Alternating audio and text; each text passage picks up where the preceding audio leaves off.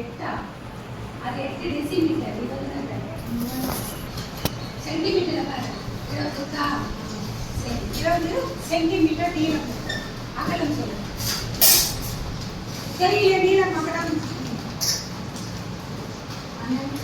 12. சரியா? சொல்லு பார்க்கலாம். யாராவது பரப்பளவு போட்டு பார்க்கலாம். பரப்பளவை சொல்லுது. பரப்பளவுக்கு ஃபார்முலா என்ன சொல்லுங்க? எழுது போட்டு போய் எழுது. நீ